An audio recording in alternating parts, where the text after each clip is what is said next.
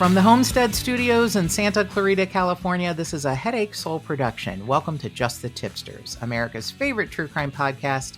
I'm your host, Melissa Morgan. With me today is my handsome and talented co-host, Joshua Motion Light Bevan.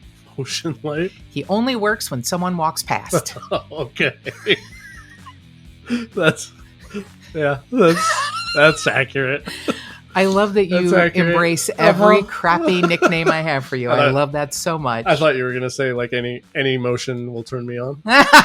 Well, that could also work. I mean, you can come up with your own definitions, but yeah, you light up when there's any kind of motion at all. I hugged you vigorously today because I hadn't seen you in a week and a half, and I thought you were going to file charges against me. Like, why is he so? I was only resistant because I was on your driveway and I was like halfway in a weird position. I didn't know you were going to jump up and like. I didn't feel a weird position. I just was like, I missed you so much because I hadn't seen you in a week and a half. It was full on that like Swayze like Dirty Dancing. Yeah, thing. You lifted me up over your head. It was so interesting. I loved that. That was so nice. Okay, so anyway, Motion Light. I like that one. Okay. I like that one a lot. This episode is brought to you by our friends at Graveline Tours. If you go to graveline.rip, you can find the promo code area where you put in Tipster40 and get 40% off of any tour that you would like to take. And if you're in the Southern California area, I believe we will be trying to do the Black Dahlia tour at the end of June when we have a tipster visiting. Nice. Yeah. Good. And okay. The Black Dahlia is only done on Sundays and Mondays. So we'll figure that out. Okay. But they have tours every day of the week and they are all fascinating. The Manson family murders, A Star is Torn, Death Becomes Her, just they're all really fascinating and interesting. And if you're not following them on Instagram, please do so because they're great pictures and great videos. And I always learn something new, stuff I didn't know. I really didn't know. Oh, for sure. Yeah. Adam's really stepping it up. He is. He's all becoming kinds of cool stories. Yeah. Reels or whatever they call it. Right. I know. Whatever you kids call it. Yeah. I wanted to say a really special thank you to Virginia W. because she left us a really beautiful review on our Facebook page, which thank you very much, Virginia. If you could leave us a rating or review on Apple Podcasts, we would be very grateful. If you do not listen on Apple Podcasts, whatever streaming service you have, if you could do that, that would be wonderful. If you could just do a review, if they allow you to, some of them do, some of them don't. And if you could tell a friend about our podcast, if you think they would enjoy it, we would really appreciate that. I'm a big believer in word of mouth. So I'm, looking forward to hearing when someone says, hey, I told my sister-in-law about your podcast and she listens. I have a friend who said my cousin lives in Arizona and she comes to see me in California. And every time she's in her car, she listens to several episodes. And by the time she gets here, then we have to talk about them. Nice. So that was really sweet. I love hearing that. So if you know someone who you think might be interested in our podcast, let them know. I'm totally all about grassroots efforts to get, really appreciate that. So this is an episode that has been covered by Unsolved Mysteries and a couple of podcasts, but I did a little extra digging. It's a little gruesome here, but it's still very fascinating. And I did a little extra digging and some friends of his have given insight that might make you consider other options. We know he's for most, I can't imagine there is any that he is alive, and I'll explain why I think that, and I think you'll probably agree with me. I think what is debatable is how or why he died.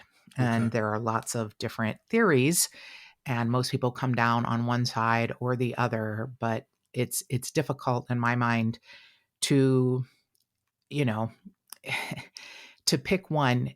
Suicide is so difficult to predict.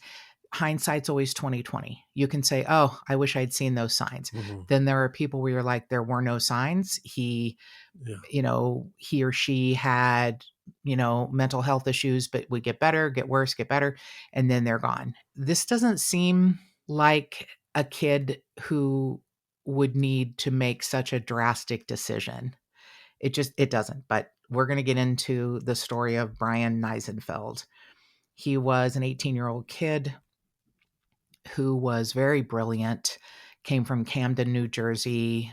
He was offered 2 full ride scholarships to 2 different colleges, and his parents really urged him to go to Roger Williams College in Rhode Island because it was smaller and they thought he might have a better experience. He was like well-mannered and described as an introvert. He didn't like to go to dances at school, and he didn't like parties. Yeah. He was he was a writer, and he really loved reading poetry and he really loved writing poetry, and he was very artistic in a lot of different ways. He only had a few close friends, but they were, very good friends. And a few of these friends have weighed in on what happened. And I get it. Nobody wants to think that your friend ended their own life, but it does sound like this would be, I don't know that this was the option that he chose. Oh, okay. So he, performed really well in high school, and he was an honor student with 2 full ride scholarships, and he goes to the smaller college in Rhode Island, and he does have some issues because he was struggling academically his freshman year. Now, what had happened is he was on the path to be an architect, and apparently it is the toughest curriculum at this college. Okay. So he was, going from a kid who was, valedictorian to I am struggling. Okay. There's reports that he would stay in a lab to work on models until like 5 a.m. Oh. Like he was feeling like he had to double time to even just keep up, and it wasn't. Okay. This was not making him happy. Like a perfectionist kind of thing? Like it wasn't quite right? Okay. But also that he never struggled before, Oh, okay. School was easy for him. Yeah. This was a path that was, showing up as challenging, and he was not happy with the grades he was making. And also, I don't think it was a path that a lot of times that happens. Sure. Like, you go to school and maybe your first 2 years, you're not even sure of your major. You might go one way or the other. Like when I, went to college, I was like, radio, TV, film. There's nothing else. I don't know of any, there are no other majors. I don't even know why anyone else is here. Yeah. Except for radio, TV, film. But that's not, it happens quite often. People change majors. And he did, which is why it seems that it would be an awkward and weird time that he would want to end his life. So he goes home for Christmas break, and he tells his parents, who are divorced, but he's still close to both of them, look, I don't like the grades I'm getting. I don't like this major. I am going to change my major from architecture to English. Oh. And I'm uncomfortable, and I want to come home, and maybe I can go to a different college. And his parents are like, you know what? We're happy if you want to change it to English. We want you to pick something that makes you happy, but please give this next semester a shot. Okay. Just go back for this next semester, finish your freshman year here, and then we can pivot and figure out another place for you to go. Yeah. So he goes back to school in January of 1997 after winter break. And on January 30th, he calls his father and says, I am being harassed on the phone by another student here who's going to beat me up, who keeps, and Bryan is a very sweet, I'm just showing Joshua a picture, a sweet kid who's small of stature, and fights were not in his wheelhouse. He's a poet. Yeah, exactly. So he's telling his dad, look, he doesn't just say, I'm being harassed, I'm getting harassing phone calls from a a former student, he says, "You have to come and get me now." Oh, okay. So his dad kind of tries to calm him down. Mm-hmm. And then he calls a student advisor in Bryan's dorm Okay. and says, there's something going on. He also contacted campus security, who blew it off Sure. and contacted the student advisor. Okay. So it's like, hey, they're playing volleyball. Like, you take care of it. Right. You talk to him. Yeah. So the student advisor goes to Bryan's dorm and, says, I calmed him down. I told him everything was going to be okay. While they're in his room, he gets a threatening phone call. Okay. The student advisor hears it. Now, Bryan will not name the student, and there's probably a reason. We'll get to that. Okay, so he knows who it is. Yes. But won't say it. Okay. Yes. And the student advisor hears it, but before he leaves is like, look, I think that you're overreacting and this is probably harmless, and it'll be fine. And I feel like Bryan was probably shamed into passing it off. Yeah. So he calls his father back and goes, you know what? I overreacted. You don't have to come and get me. I don't like that. Right. So we're going to put that in one column. Yeah. Okay. 8 days later, Bryan goes to his favorite afternoon literature class. And even though it's his favorite class, he wasn't doing as well as he wanted to. Okay. It's now February 1997.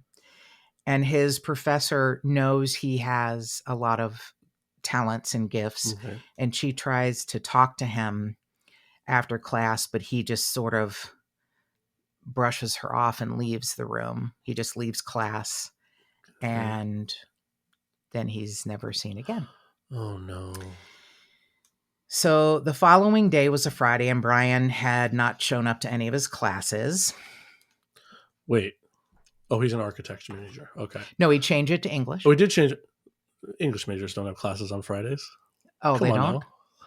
I mean, or maybe they just don't show up. No, I mean that's well, it's his freshman year. Maybe he was taking, he's got something else, electives or whatever. That's the joke. No, nobody has classes on Fridays except math majors. Oh, that's funny. Yeah, that's funny.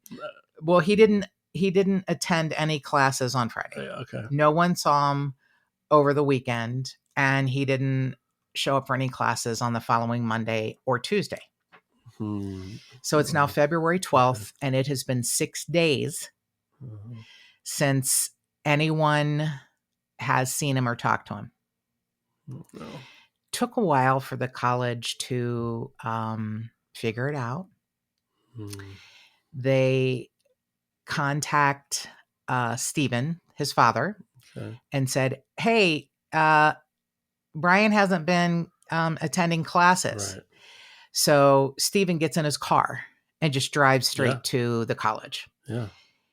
He found Bryan's room kind of messy, but otherwise there was no sign of anything that was wrong. Okay. His room looked like he had been in there, but was planning on coming back. Okay. So his room I feel like this is kind of suspicious, if you ask me. The dorm room was unlocked. And here's the thing. He had the room to himself now. Okay. Because the former student who was harassing him was his roommate the first semester and left school and never came back. Oh, okay. Okay. So he had the dorm room to himself, which would be another reason why people didn't report him missing. Sure. Yeah. So the door's unlocked. The stereo is on. His keys, gloves, glasses, and Walkman are on his dresser. Oh. Here's the really weird part when you find out a piece of information at the end here. There are piles of sand in his bed. Piles of sand? Mm-hmm.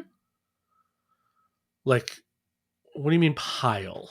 Like there was small piles of sand, more than one. Like somebody actually deliberately put sand, or like, oh, I went to the beach and then I just came home and lied on my bed, and I feel just like if from you my clothes or had whatever. sand on you, it would be more spread out. Okay. You know what I mean? I get what Okay. you're saying, like, oh, I have sand in my whatever. And I want you to remember, this is Rhode Island and Uh-huh. this is early February. Okay, so it's not beach weather. Right? Okay. Okay. Piles of sand in the bed. All Uh-huh. right. All right. Okay. So he is just gone, and both his mother and father are doing everything they can. Like they show up on Parents' Day holding up signs saying, "Where is our son?" Okay. They ask other students. I mean, they do their own investigation because it Okay. took 6 days Sure. for them to even be contacted. Right. So I mean, it they, seems like a really long time, but at it the same does. time, I can't fault anybody because kids ditch class. I mean, it doesn't. It seems like a crazy long time, Mm-hmm. but I don't know that there's a problem with the system. Like I feel like there are enough people. Let's say your roommate leaves and you have a dorm room to yourself. You're a quiet dude. You keep to yourself. You're introverted. There are enough people yeah, milling around that I think someone should have, yeah, especially someone who 8 days earlier, their parent had reported them being harassed. They right, had talked to the security office, which passed it off to the, dorm rep. yeah, So, yeah. And why is the dorm uh, RA guy not mhm. coming in every day and saying, Bryan, how you doing, man? Uh-huh.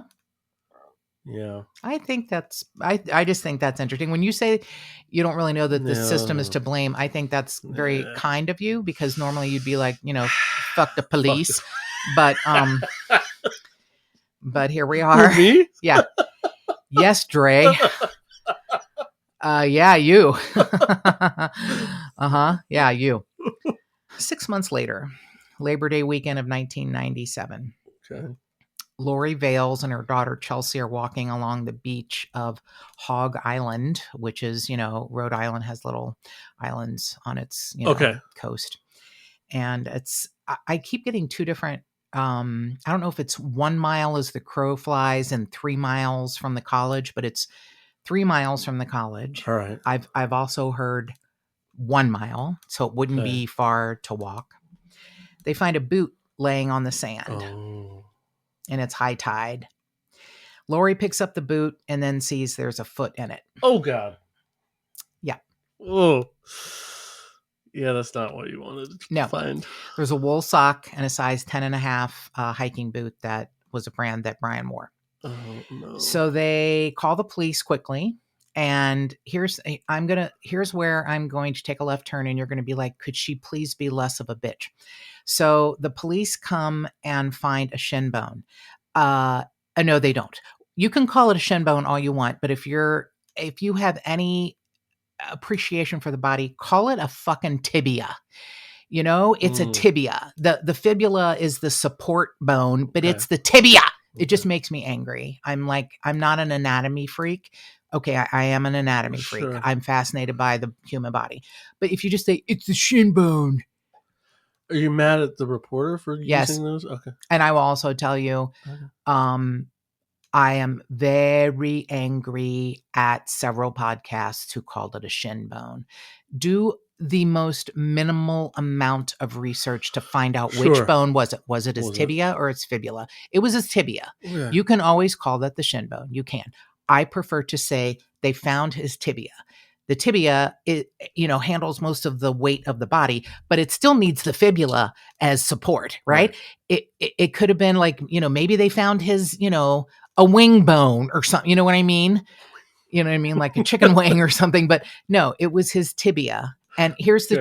the two things that bother me really bad right now. And I don't want to get into this terrible rabbit hole because I got one bad review by someone who said I shit talked other podcasts, and I couldn't even tell you what other podcast I shit talk because I typically talk only about the ones I think are reputable. Right. But You'll tell me about the other ones off I air. will. Is that the Two really well-known, popular, huge podcasts said that he was interned in NamUs. How do you not know that a huge agency that looks for missing people is called Name Us? Give us back our name. Name Us. Got it. NamUs. You work in this true crime space and you say NamUs. Sorry. All right. I have to get past that. Yeah. It just, please, Melissa, just shut up. So anyway, back to Bryan. Yeah. The police find his tibia near where the boot was, and the boot was the size and style that his mother said that he wore. When they did a DNA test, they confirmed that it was Bryan. Okay. Right. So how do you think Bryan could have survived without a foot and a leg? Probably not. There are no other, pieces of him. Right. They're like, how did this get on the beach? How did this wash up? Where are the rest of his remains? So here are some theories. Okay, so that's it. That's all we have of him. Okay.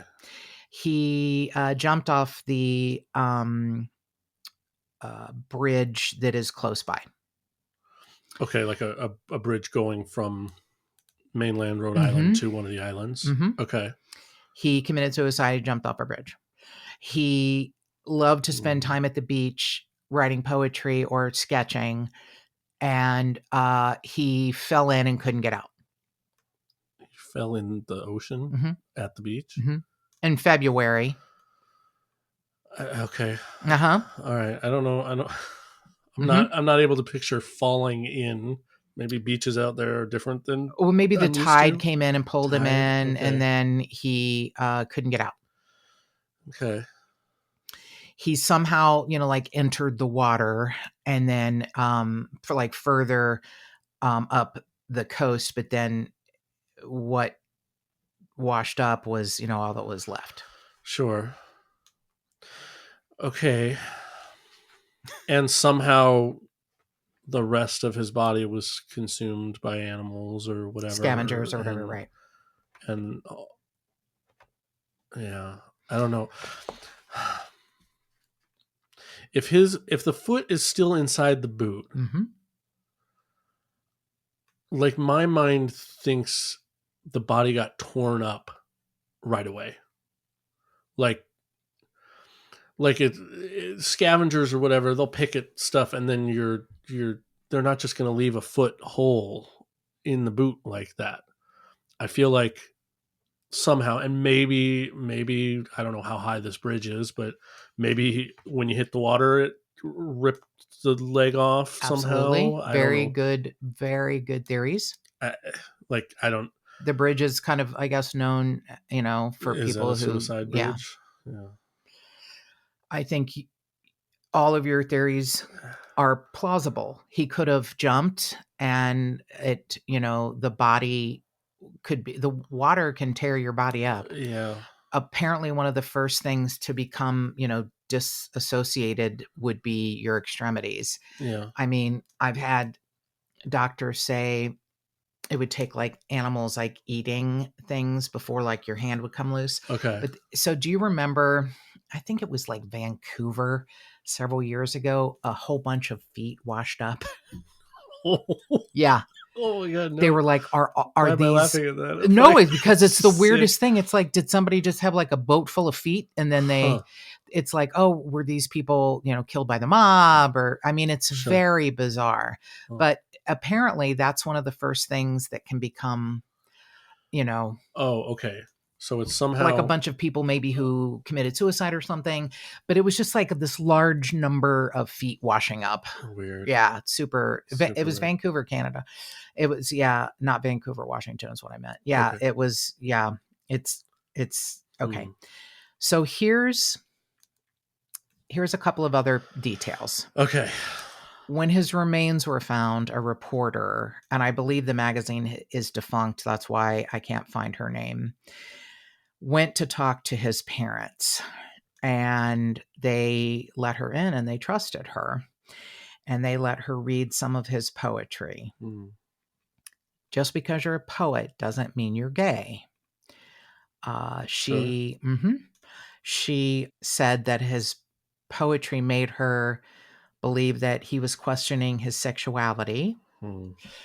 and may have had a relationship with that former roommate. Mm. Took a long time to find his name, but his name is Josh Cohen. And I'm only saying this because police have said they're satisfied he had nothing to do with Bryan's death. What happened was he changed his story. The Josh Cohen. Josh Cohen's changed his story. Okay. So he was considered Bryan's best friend in that first semester. And he left college after the first semester with no reason why. Okay. So this reporter is hypothesizing, was it just a friendship or something more serious? And they had a falling out. Okay. Josh left college, and she thinks it's because Bryan broke up with him Right. and he couldn't take it. Okay. So he's questioned by the police, and he says, "Oh no, I don't know what you're talking about. I didn't call him. I didn't call him with harassing phone calls." Oh. In his second interview, he goes, "All right, it was me. Okay. But that's just something we did. We did that to each other. We made harassing phone calls to Sure. each other." Okay. That's yeah. Okay. Right. That's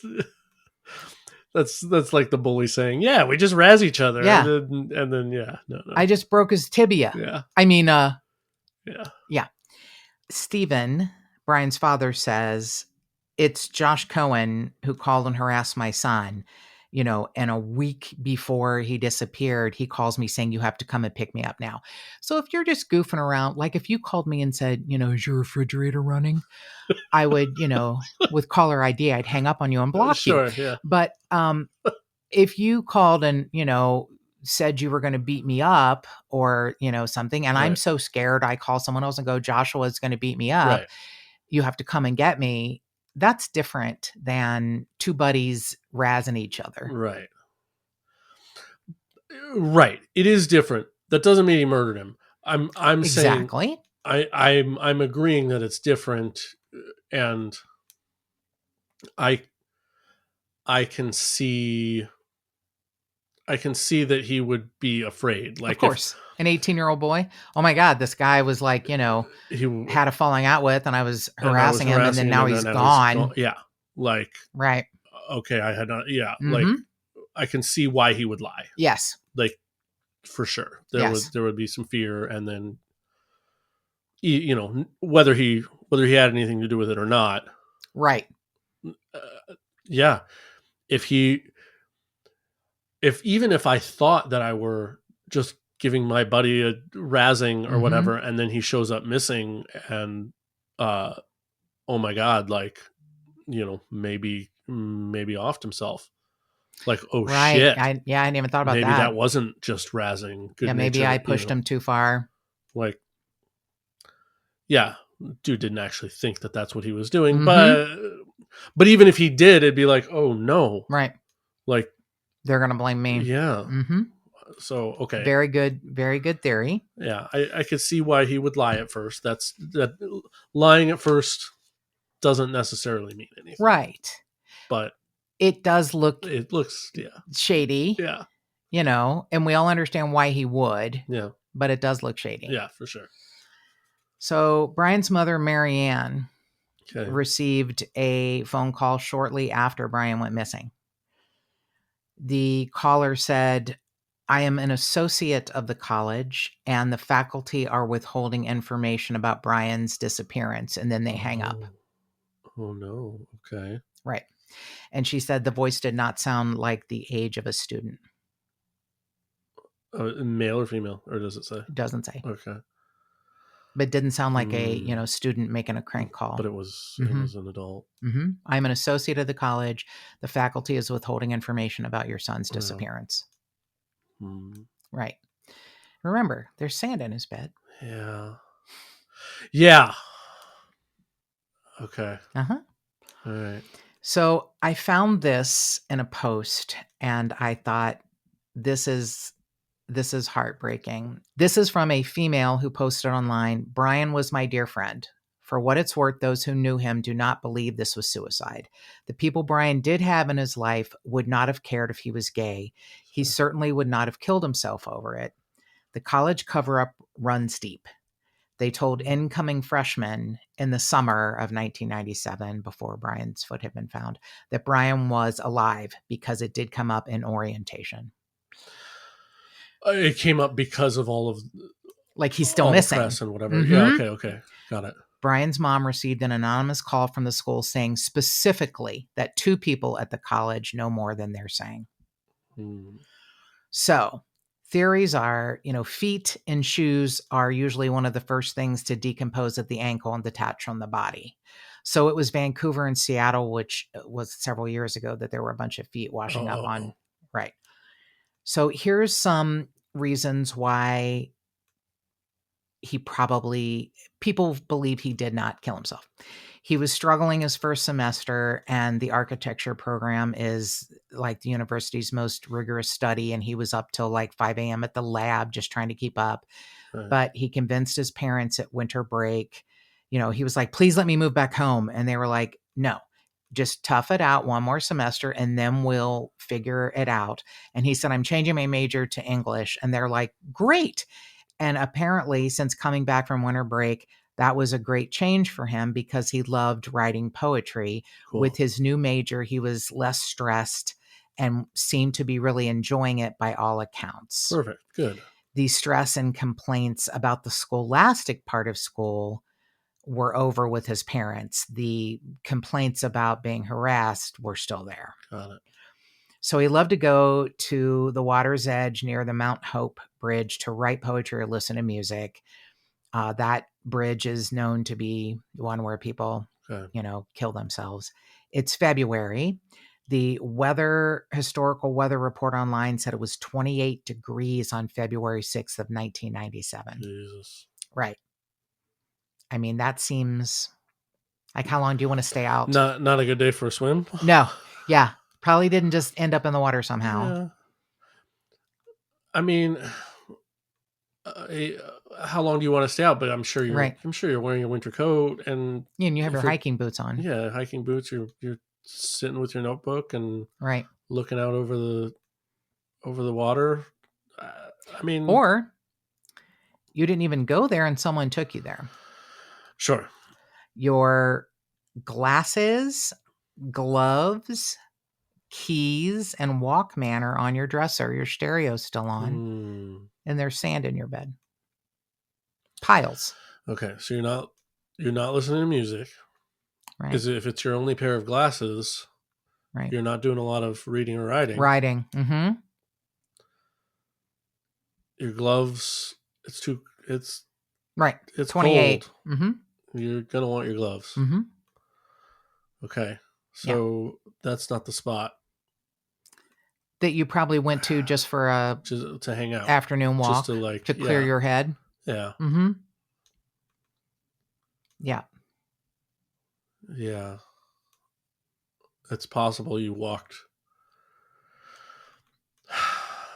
It's possible you walked just down your hall or whatever to meet somebody without your Walkman or gloves or glasses and leaving your stereo on. Right. And your door unlocked because it looks like you're going to come back. Yeah, I'm just going to go to the Commons to meet up with somebody. Mm-hmm. But yeah, you're not going outside. Yeah, to hang. You're not going to go on a deliberate adventure. Right. Walking at least a mile, if not 3 miles away from the college in 28-degree weather. Yeah. Yeah, that's a full thing. Like you prepared to do that. Right. Yeah. So there are a couple of things that I question. if he was so frantic that he calls his dad, "You have to come and get me now." And then he sends, in my mind, he calls the security office and they pass it off to the RA. I think I would be embarrassed if I were a young man. Oh, sure. And the I RA had is to call like, my daddy. Yeah, dude. for sure.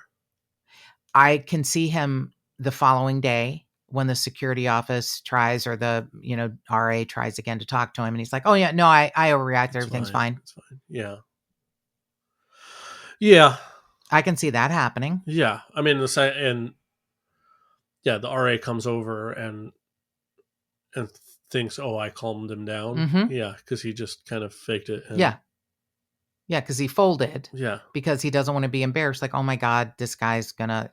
right. Also, if it's Josh Cohen who's calling me and I dumped him and he's gonna tell everyone I'm gay. Now his female friend is like, I don't. There's nobody in his life who would have been upset if he was gay. Yeah, and I don't know that that's a thing in '97. Yeah, I I don't think know it's either. fine. Yeah, I don't know Like, either. it's the climate is a little bit different 25 years later, Right. but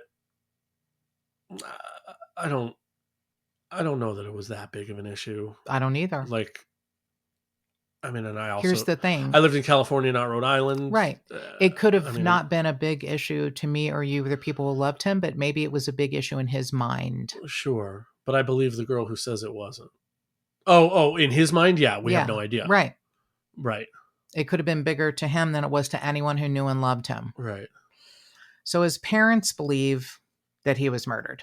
yeah, They don't point fingers at Josh Cohen, but they're wondering if it could be just like a hate crime because he was, maybe gay. We don't even yeah. know. I don't know. Or I mean, why's he got to be gay? Why not just two dudes that were Got in way a up in beef each about other's something. shit because they were roommates and they were friends, but then not friends anymore? His mom, Marianne, says, "I truly believe he was murdered." He got these threatening phone calls. The police um, in Bristol, Rhode Island, Major Scott McNally said, "I don't think there's any proof of foul play." Now, I'm going to say this. He changed his mind when the foot was found. Okay, Now, I get why you would say, "I don't think there's any foul play," and you just want to pass it off as a suicide or a kid who walked away. The first theory was he just walked away from his life. Oh, okay. Well, he couldn't walk without a foot. it's hard. Uh Yeah, huh. yeah, But they don't know that for 6 weeks. Yeah, he sure. hopped away from his life. He cut off his own leg and then he hopped away. Threw it in the Yeah, ocean. through the ocean. That's it. You've solved it, Inspector. I love that No, you're hurling it over your. I have this image of somebody Right. standing on the beach hopping Right. and throwing a leg. And they've tied a tourniquet Oh, yeah. around their knee. Yeah. No. So, right. So Major McNally says it's like putting a puzzle together. We're looking for a missing piece to the puzzle. And if we can't find that missing piece, if we can find that missing piece, it takes us and puts us in a better Yeah. position. And the missing piece was his foot. So he changes his story a little bit and Okay. does a little more investigation. Right. Now, what is upsetting is that Bristol Police Major Scott McNally said Roger Williams University has remained cooperative throughout the investigation, and we will continue to search for answers, until we have an answer. And they go to, I think it's called Audubon. It's where he lived in Camden, New Jersey. Okay. They don't talk to his parents. They What? talk to his friends, but they don't talk to his parents. Oh, I find that odd. that's very odd. I think that's super odd. A spokesperson for Roger Williams University says, "We were and continue to be deeply saddened by the loss of Bryan. We take any student loss or missing student case very seriously, and we worked with the local and state authorities on a thorough investigation at the time, and we will continue to remain cooperative." Because, all they've ever found is his partial remains. Yeah. his cause of death is still considered undetermined. Right. It has to be. Yeah. So unless they get more information, they're like, oh, we aren't going to give up, and we hope that one day we'll uncover the truth. Mm. Another inspector said, no stone is left unturned. We will solve this case with some good old-fashioned police work. We'll get a lead, and then we are digging, and we're on our way. Yeah. I mean, sure, except if the body's in the ocean, it's gone. There ain't no digging. Right. You just keep going to You're the beach every day you're waiting. not. Yeah. I Anything mean, else going to show up? Mm-hmm. yeah. It's not. It's not going to show up. The if I'm guessing the rest of his body is somewhere in the ocean and it's been now Consumed. scavenged. It's been Mm-hmm. consumed. But like you said, cause of death. How did his body Mm-hmm. get there? Yeah. Right. What's with the sand? I know.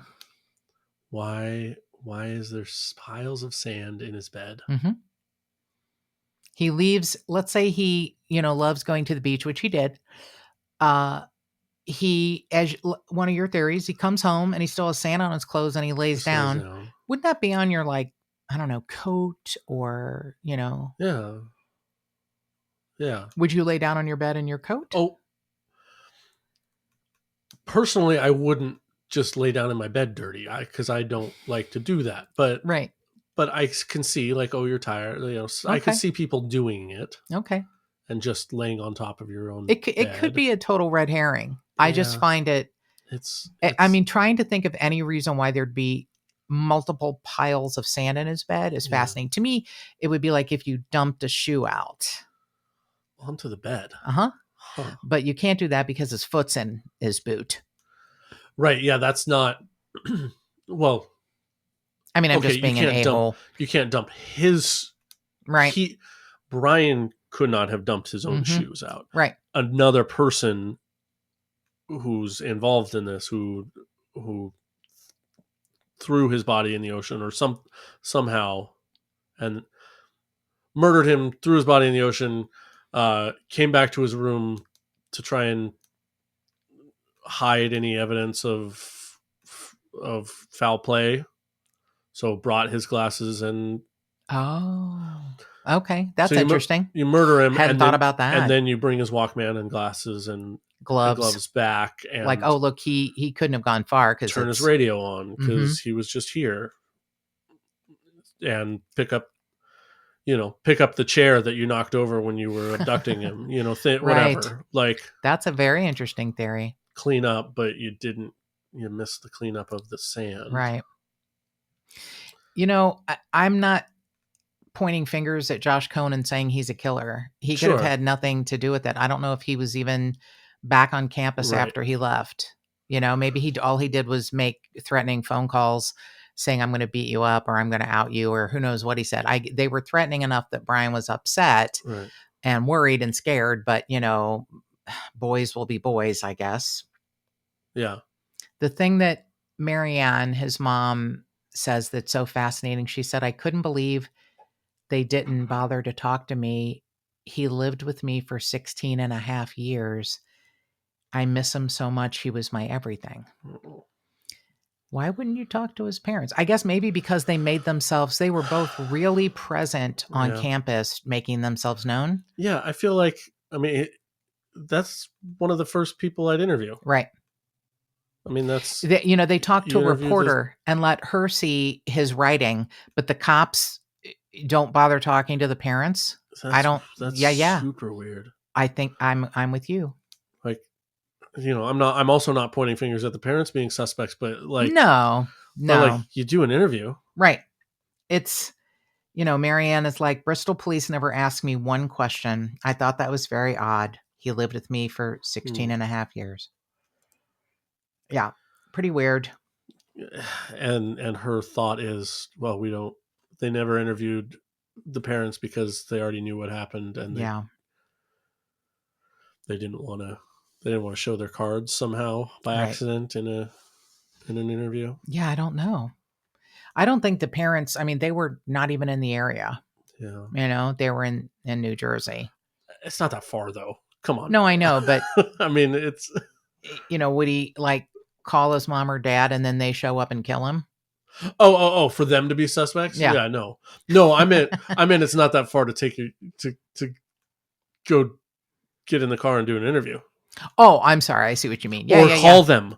Right. I mean, they're on campus. They Say, didn't hey, ask next him time you're on campus, or her one can question. you stop into the station? Right. We'd like to, Yeah. record notes on Right. everything.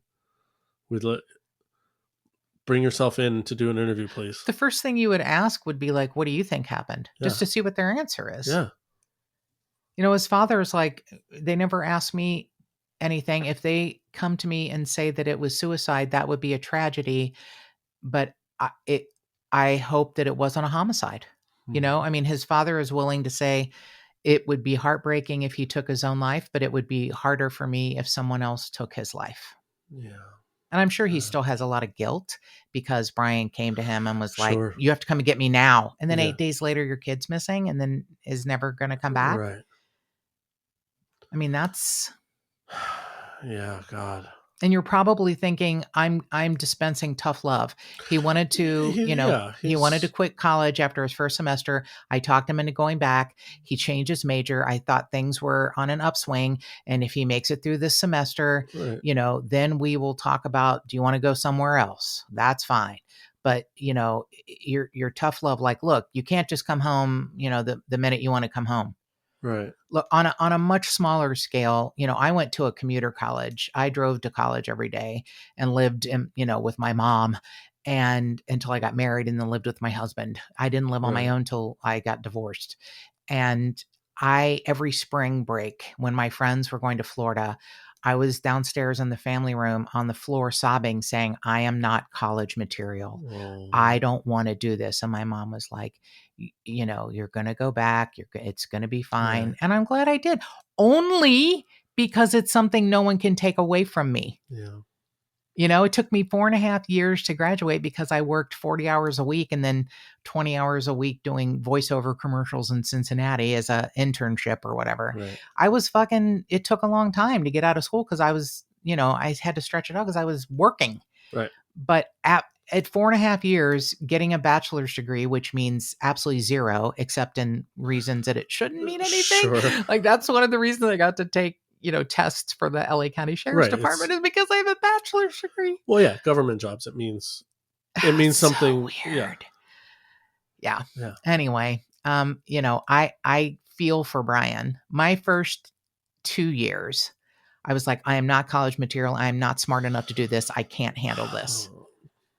I mean, I feel that I feel that 18-year-old. No, and you're just coming into your own as an adult, as you're trying to figure out. Right. I mean, yeah, you chuckle because no, I was not an adult at 18, 19, I'm not sure whatever. You are 41. So I'm not disagreeing. Yeah, you're figuring your stuff out. No, and I'm sitting here empathizing with the father because I do that all the time with my boys. Right. It's like I try and push them into their own sovereignty. I mean, especially I have my boys each have different personalities, so I'm nudging some and full on pushing others. But yeah, I could totally see, no, dude, you stick it out. Right.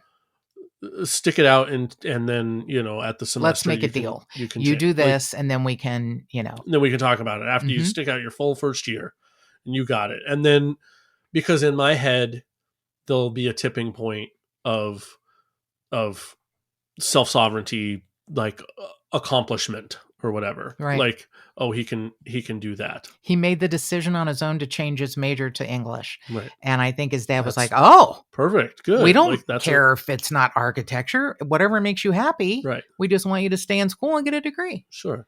And he had stopped complaining about school, but he was still worried about harassment. Yeah. Just remember what Marianne said. I miss him. He was my everything. And I mean, I know that's hard to hear when you don't have all of your child back together. And I can't help but think, in an environment like a college, a small college, where people have to have seen something, Yeah. maybe know something, maybe years later you're an adult and you think, I probably should have said something to someone about Mhm. this. I'm hoping you would do that. And if you know anything about what happened, what truly happened to Bryan Nisenfeld, will you please contact the Bristol Police Department at 401-253-6900. And if you have a tip on a missing person or an unsolved homicide, or you just want to suggest a case to us, please give us a call at 832-Tipster. That's 832-847-7837. You can always email us at jttipsters@gmail.com, and you can find us on any of the social media platforms, just the Tipsters Facebook page, at JT Tipsters on Instagram, at JT Tipsters Pod on Twitter, and more cowbell.